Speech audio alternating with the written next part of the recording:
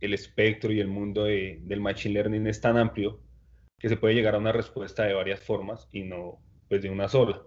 Por eso es que aquí pues vamos a utilizar un modelo paramétrico y otro no paramétrico, que pues más adelante les estaremos mostrando. No sé, Juan, si quieras agregar algo. Sí, sí, una de las ideas importantes de la realización del ejercicio es la utilización de dos modelos para cumplir con un mismo fin y poder apoyar en la toma de decisiones o poder apoyar con información soportada con métodos analíticos para ver si se cumple con la meta propuesta por la entidad. Aparte de eso, también es una muestra del uso de diferentes herramientas que posee la entidad para poder realizar cualquier tipo de análisis que se desee. Entonces, como ya lo mencionó Michel, estamos utilizando R, estamos utilizando Python, estamos utilizando Power BI y estamos utilizando Google Analytics, aún sabiendo que todo esto se puede hacer con R o todo esto se puede hacer con Python o todo esto se puede hacer con Power BI. Entonces, la idea es mostrar la diversidad y de recursos que nos puede, que nos presta la analítica y pues hacer una comparación de dos modelos para poder dar un soporte de información basado en analítica con respecto a una meta planteada por la entidad. Vale, gracias. Bueno, eh, para esto entonces, en esta diapositiva vamos a ver cómo ha sido nuestro comportamiento a nivel de usuarios. Para eso, Juan nos lo va a explicar. En esta gráfica tenemos las semanas del año y tenemos cada uno de los años. ¿Sí? La manera de presentar la gráfica se hace pues de esta forma para poder ver la evolución año tras año del consumo de la cantidad de usuarios que visitan los recursos web de IDECA. ¿Por qué se presenta a semana? Pues porque tenemos datos obviamente tenemos datos por día, ¿cierto? Pero hay días en los que pues Google Analytics no presta o sea, no recoge la información, entonces tendríamos baches y aparte de eso, para los años en los que tendríamos completos los datos, meter los días completos nos genera bastante ruido a la hora de realizar el análisis, ¿sí? Entonces, pues esa es la justificación del por qué se hace por semana. Eso es una manera, pues, buena de agregar los datos. Tendríamos suficiente cantidad de datos, alrededor de 489 datos más o menos, y que es una gran cantidad de datos, pues no es la deseada para poder hacer series de tiempo o ajustes de redes neuronales, como ya más adelante explicará Mitchell, pero es una cantidad suficiente de datos para poder hablar de estimaciones robustas y precisas. Entonces, no sé si mostramos cómo se vería la serie si la ponemos en días así se verían días. Entonces aquí están los días por ejemplo, pues por la cantidad de días que hay en un año, la gráfica solo alcanza a mostrar del 1 de enero al 14 de octubre. Si vemos, la gráfica cambia mucho, deja de ser suave y empieza a presentar unos picos bastante fuertes y empieza a presentar huecos donde pues posiblemente no haya información. Entonces, al agregarlos por día, por semanas, nos ahorramos este problema, le quitamos ruido a los datos y pues logramos una buena cantidad de datos. ¿Por qué no se hace mensual? Porque si lo hacemos mensual, reduciríamos la cantidad de datos presentes en el set, como ya vamos a mostrar aquí, cómo se vería mensual. Queda mucho más suave, claramente, como lo ven, no hay tantos picos, o sea, no hay tantas variantes, pero pues la cantidad de datos es bastante pobre para poder hacer una predicción pues ajustada y bastante precisa. Ahora, si nos devolvemos a los datos de semanas, podemos ver en el año 2012, ¿cierto? El año 2012 es la línea azul clarita que se encuentra en la parte de abajo, cómo empezó el consumo de usuarios de la página y cómo fue creciendo año tras año hasta ir llegando al 2020. ¿Sí? Hay años en los que las visitas fueron mucho más altas, tenemos un pico bastante marcado en el 2019, entre las semanas 12 y 21, ¿cierto? Tenemos otro pico en el año 2020, entre la semana 23 y 24, pero en general vemos que la cantidad de usuarios ha ido aumentando en la página, en los recursos web de IDECA. Vemos que podemos señalar solo el año 2020, Michel. Ahí podemos ver que en el año 2020, para la semana 47, entre la semana 46 y 47, tenemos una caída de la cantidad de usuarios que hacen consumo web en los recursos de la entidad. Vamos a ver más adelante cómo los modelos lidian con esa información y la manejan. Vale la pena resaltar que pues, la información se manejó toda completa, la serie de tiempo desde el 2012, semana 1, hasta 2020, semana 47. Se presenta así de nuevo para poder tener mayor visibilidad de la cantidad de años, de la cantidad de usuarios año tras año, como fue transcurriendo el consumo de los recursos web. Gracias, Juan. Bueno, entonces aquí ya entrando en materia, perdón, me salté una.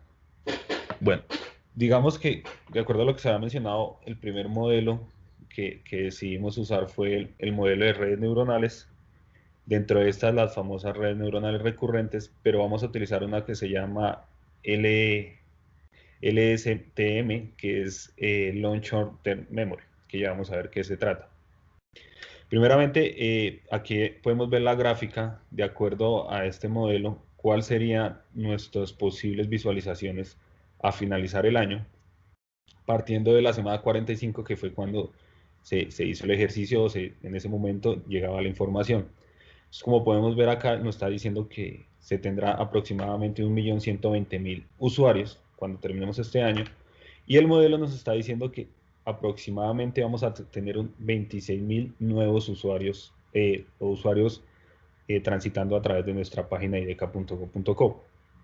Bueno, entonces, pero ¿por qué se usa esta red neuronal recurrente? Básicamente una red neuronal recurrente, la simple, no sirve para este tipo de ejercicios porque, pues como ya lo sabemos, estas redes tienen una memoria muy corta, entonces cuando tenemos una set de datos muy largos, pues las redes empiezan a fallar en sus estimados. Entonces, ¿cuál es la ventaja de este long short term memory? Pues como lo vemos acá, la información puede persistir introduciendo bucles en el diagrama de red, como lo vemos acá, ya lo explicaré. Y se puede decir que está diseñada para recordar. Se asemeja mucho más con cómo funciona la mente, que por ejemplo cuando queremos adquirir algo, nosotros recurrimos a recuerdos que nos dicen si eso que queremos adquirir lo necesitamos o no lo necesitamos. Por eso aquí, como vemos en esta gráfica, básicamente nuestra red LSTM pues consta de 3 estados. Este primer estado es el estado que se llama el forget gate, que simplemente lo que hace es descartar lo que no necesita nuestra red neuronal. Tenemos el siguiente update gate, que lo que hace es precisamente actualizar el estado que estamos recibiendo, y nuestra salida final, que es nuestra gate, que ya nos va a entregar cuál sería el valor para nuestra siguiente red neuronal. Para esto, digamos que dentro de cada una de estas cajitas se ven estos dibujos que están acá, donde hay una red neuronal grande y dentro de ella hay unas más pequeñitas. La diferencia grande... No se ve lo que está explicando. Dame un segundo, ya lo aumentamos. La diferencia grande que tenemos con nuestra... Michel. ¿Señor? No se te ve la presentación. ¿No se está viendo la presentación? ¿No está viendo mi pantalla? No, estamos viendo tu cámara. Se quedó congelada. Ah, ok. ¿Ya? Por este lado sí se veía. ¿Sí? Un cuadro que dice modelo long short. Sí. Ya, listo. ¿Listo? Gracias. Si se queda congelada o solo me quedan viendo a mí, me avisan para volver a compartir. Bueno, entonces vuelvo a recapitular. En esta gráfica, digamos que esta verde es nuestra red grande, nuestra red neuronal, y dentro de ella tenemos 3 subredes. Una que es el forget gate, que es esta pequeña de acá. Tenemos nuestra update gate, que es esta del medio, y nuestra salida final. Entonces, dentro de la forget gate, pues como lo estaba diciendo, acá tenemos una red neuronal interna que tiene una función sigmoidal, que pues lo que hace es como si fuera una válvula, un 0 y un 1, y lo que nos hace es, bueno, vuelve un 0 y lo va sacando. Es un filtro para lo que no necesita nuestra red. Después tenemos la otra red, que es la update gate, pues que esta ya es un poco más compleja, pero igual sigue usando las mismas funciones. Tenemos una función simuldive, también tenemos una función tangente hiperbólica, que lo que hace es hacernos una multiplicación punto a punto entre la información que va entrando, ¿cierto? Aquí lo que hace es dejarnos pasar las unos. La función tangente simultánea, hacemos una multiplicación y toda esta información vamos a nuestra parte superior, que es el sales stage. Como estaba mencionando, la diferencia grande con las redes tradicionales es que estas tienen una cuerda, por decirlo así, que atraviesa todas las redes transversalmente, que es la que lleva la información. Entonces esta se va a llamar nuestra self gate. Entonces acá es donde vamos a, como se ve acá, a estar retroalimentando nuestra red neuronal de acuerdo a estas operaciones que tenemos acá. Al final nuestra salida va a ser esto, donde vemos que dice Next Layer Output, y también vamos a tener una retroalimentación a nuestra primera etapa, que es el forget. Básicamente es cómo funciona estas redes neuronales. Son demasiado utilizadas para hacer predicciones cuando manejamos tiempos o series de tiempo. Entonces fue una de las razones por las que se escogió trabajar con esto. Bueno, entonces respecto a los resultados del entrenamiento, aquí los tenemos. Este proceso se realizó con herramientas de Python, pues ya traen estos modelos hechos y simplemente es implementarlos, pues no nos pusimos a construirlo de cero. Voy a ir a la portería. Entonces, que está un ruido por ahí. Ya. Para esto, entonces aquí estamos viendo cómo fue nuestro entrenamiento. Podemos ver que tiene muy pocas épocas, estamos hablando de 10 épocas. Y como ustedes pueden ver, el error o nuestra pérdida cada vez es más pequeño. Entonces, aquí claramente se ve uno de los problemas que tienen las redes neuronales, que es el overfitting o el sobreajuste. Como podemos ver acá, nos está diciendo que el error es demasiado pequeño, lo cual nos lleva a decir que el modelo está claramente sobreajustado. Son problemas, como ya lo dije, que tienen todas las redes neuronales que sufren de sobreajuste. Por su misma complejidad, aprenden demasiado bien. Pero pues eso no es bueno. Sin embargo, creemos que es un modelo muy aceptable y que nos puede ayudar a los directivos a ver cómo se estaría cumpliendo su objetivo trazado a inicio del año. Cabe resaltar que pues todo esto se hizo con herramientas que son gratis, también con herramientas que cuentan la identidad como Power BI, pero lo que queremos decir acá es que todos estos modelos que aparentemente son complejos, pues se pueden hacer con herramientas gratis y con unos resultados bastante favorables. Entonces, de aquí ya pasamos al otro modelo que nos va a explicar Juan.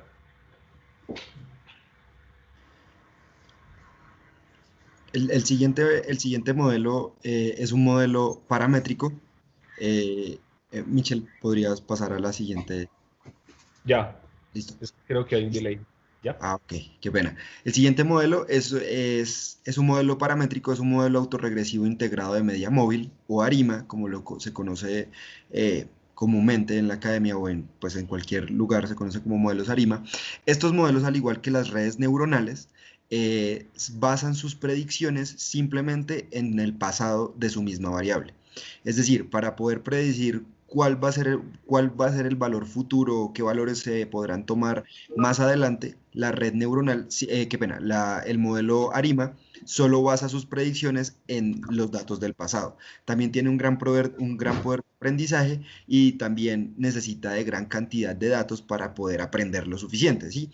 Estos modelos necesitan, así como el ejemplo podría ser así como un ser humano ha aprendido tantos años en su vida para poder sacar conclusiones, estos modelos también necesitan gran cantidad de datos para poder predecir con mayor pues, precisión y robustez los datos.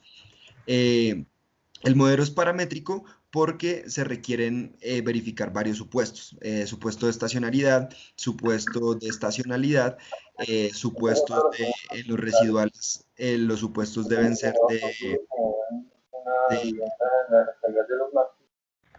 Qué pena, hay un ruido.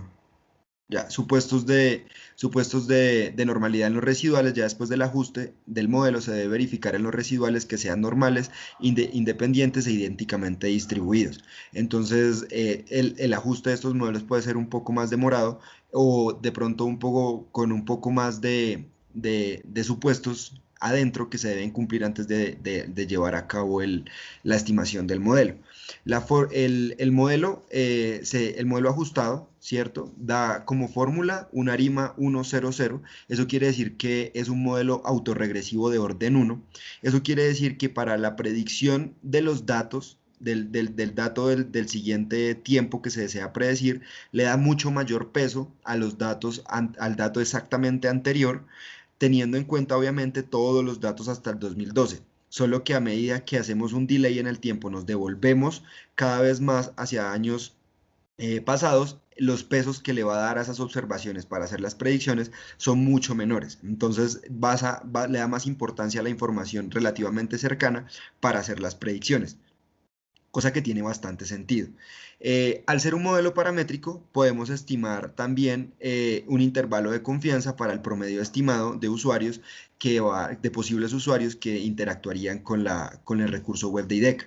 Entonces, de la misma forma se puede construir un intervalo de confianza donde uno puede tener un límite inferior y un límite superior, teniendo tres casos. El caso estimado, ¿cierto? Que es el que nos da el peor de los casos, que sería coger el límite inferior del intervalo de confianza, saber en el peor de los casos cómo nos iría, y el límite superior, saber en el mejor de los casos cómo nos iría.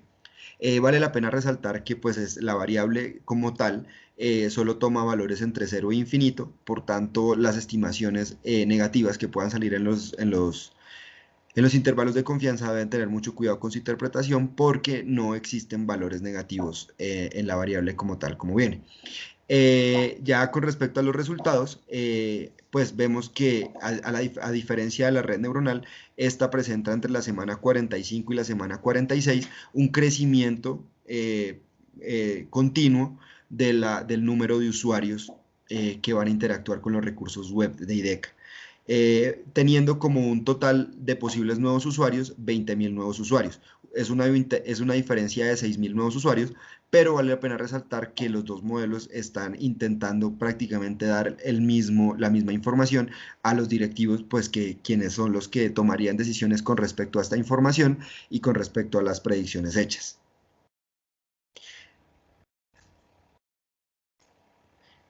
Michel, tienes apagado el micrófono. Gracias, Juan. Cabe resaltar que la diferencia entre un modelo y otro pues es muy pequeña. Aparentemente esta gráfica difiere bastante de nuestro modelo anterior, pero lo que vemos es que al final del ejercicio los dos modelos nos están apuntando a una meta muy parecida. Entonces, se puede decir que el trabajo estuvo bien y pues, los dos modelos tienen una predicción bastante parecida.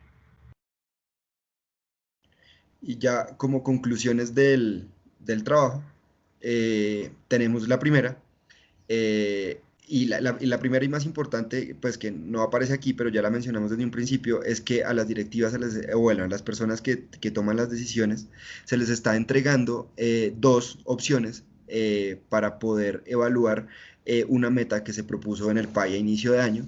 Entonces, tenemos dos modelos, dos opciones para poder dar información acerca de una meta que se propuso para mirar si se va a cumplir o no a final de año. Y con respecto a los modelos, tenemos que pues, el modelo ARIMA requiere de verificación de supuestos, como ya lo mencioné antes. Eso quiere decir que pues, el ajuste del modelo no es tan sencillo como el ajuste de un modelo de una red neuronal. No queriendo decir que el ajuste de una red neuronal es sencillo, sino simplemente que el modelo ARIMA debe verificarse ciertos supuestos. Si esos supuestos no se cumplen, el modelo no se puede ajustar y pues perdemos ya una opción de un modelo para utilizarse. Gracias. Bueno, la otra conclusión que podemos ver es que los modelos de redes neuronales de long short term también requieren una gran cantidad de datos para hacer predicciones más efectivas. Pero sin embargo, eso pues, tiene un costo computacional alto. Entonces, cuando estemos hablando de procesar millones de datos y aplicarles estos modelos, pues es importante resaltar que ya estos procedimientos se tienen que hacer a nivel de GPU, no en CPU, sino ya en GPU, en las Graphic Process Unity, para poder hacer que estos modelos pues sean mucho más efectivos en temas de tiempo. Para esto pues igual la entidad cuenta con herramientas en el caso que se tuviera que procesar eso, y pues ya estamos hablando de herramientas como las que nos ofrecen GCP de Google, o las de AWS de Amazon, o las de Azure, entre otras, que hay muchas más. Entonces es importante resaltar eso, que son modelos muy buenos, computacionalmente son muy costosos. Y como último y final, pues vale la pena resaltar que los modelos paramétricos tienden, cuando se cumplen todos sus supuestos, a tener estimaciones más precisas y más robustas con respecto a los modelos no paramétricos. También vale la pena resaltar que se está usando la palabra tienden porque no en todos los casos se va a cumplir, pero en general los modelos paramétricos, cuando se ajustan y cumplen sus supuestos, tienen más poder de estimación que los modelos no paramétricos, tienden a tener más poder de estimación.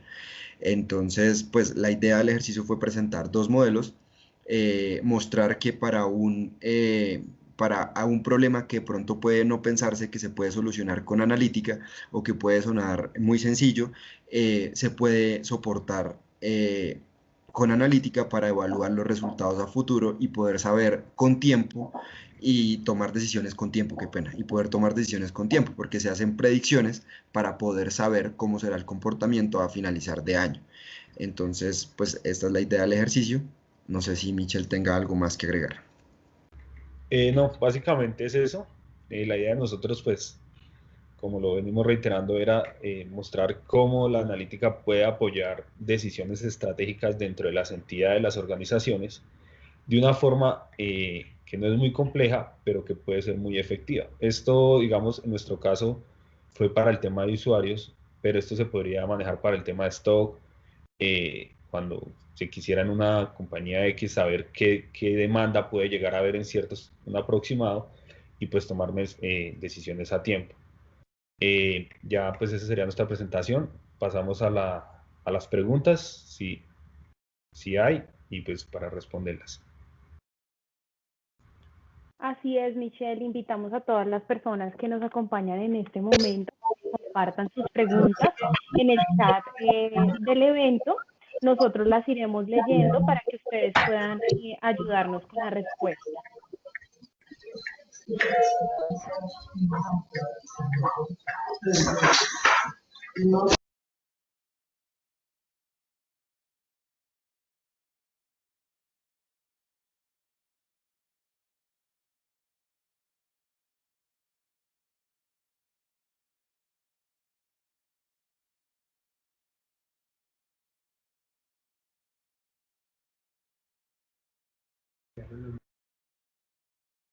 Bueno, tenemos una primera pregunta y es que a Marta le gustaría que le aclaráramos qué es un GPU. Claro, gracias por la pregunta. La GPU, digámoslo en términos castizos, es la que usan los gamers. Esa es una unidad, se llama Graphic Unity, que es como unidad gráfica de procesamiento, y lo que tiene esta, digamos, diferencia entre la CPU es que está diseñada para primero trabajar en caliente. O sea, al trabajar en caliente pues tiene la bondad de procesar muchísimos más datos y es mucho más rápido. Entonces, por eso que siempre hablamos cuando hablamos de modelos de Machine Learning, cuando se toman muchos datos, hablamos de procesarlos sobre GPUs. ¿Por qué? Pues porque ahí corren las cosas más rápidas. Las GPUs son las que hacen, por ejemplo, que cuando estamos de nuevo en los gamers, estos puedan visualizar, cuando tienen toda la parte visual, pues no hayan los lags entre una imagen y otra, sino la imagen sea constante. Entonces, es bueno declarar que las GPUs son bastante costosas. Muchos de nuestros computadores vienen con eso, pero son GPUs con unos requerimientos bajos. Cuando hablamos para esto necesitamos GPUs muy grandes, sobre todo GPUs de NVIDIA, que son las que han venido trabajando en esto, y son GPUs que pueden rondar los 20.000, $10.000. Entonces ahí es cuando les mencionaba que para estos temas, y no incurrir en gastos sin sentido, se utilizan herramientas como GCP de Google, que lo que hacen es ellos utilizar, uno lo que hace es utilizar los recursos de ellos pagando por el tiempo que los estoy usando, como pagar la luz. Si la uso una hora, pago por una hora. Entonces, básicamente la GPU es eso, es una CPU mejorada, por decirlo así. Muchas gracias por tu respuesta. Tenemos otra pregunta. ¿Para qué intervalo de tiempo las predicciones propuestas por los modelos son válidas? Eso, Eh, eso, Sí, eso, dale. eso depende mucho de la cantidad de datos que se tenga históricos. Si yo no puedo predecir qué va a pasar en un futuro si solo tengo 50 datos en el pasado. Las predicciones en el futuro van a ser muy pobres. Entonces, depende mucho de la cantidad de datos que yo tenga. En realidad, de eso es que depende. Si yo tengo 1000 datos o tengo 2000 datos y voy a predecir 50 datos, pues de pronto la relación ya es un poco tiene mucho más sentido. Entonces, en realidad toca tener mucho cuidado con el histórico de datos que se tiene para predecir. Y también respondiendo a tu pregunta, a medida que yo voy prediciendo más datos en el tiempo, por ejemplo, aquí solo se hacen predicciones, si no estoy mal, para 8 semanas en adelante, o sea, 2 meses, la variación o el error que puedo encontrar en las predicciones cada vez va a ser más alto. Entonces, si yo utilizo estos datos para predecir a diciembre de 2024, por ejemplo, esa predicción va a ser supremamente variable. Prácticamente los modelos me van a decir que los datos están entre menos infinito e infinito. O sea, le está diciendo prácticamente, vea, sus datos pueden estar en toda la recta de los números que usted pueda tener, entre 0 e infinito. Eso no sirve mucho. Entonces, al nosotros tener 489 datos, creemos prudente y ya bastante sobrecargar el modelo, utilizarlo para 8 semanas en adelante.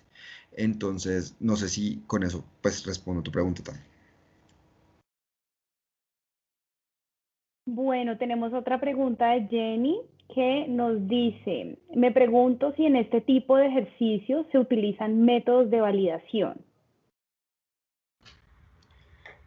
Bueno, digamos que como se mostró en el modelo, lo que nuestra validación es el error, ¿cierto? Es mirar qué también el modelo entrena y para eso utilizamos el error.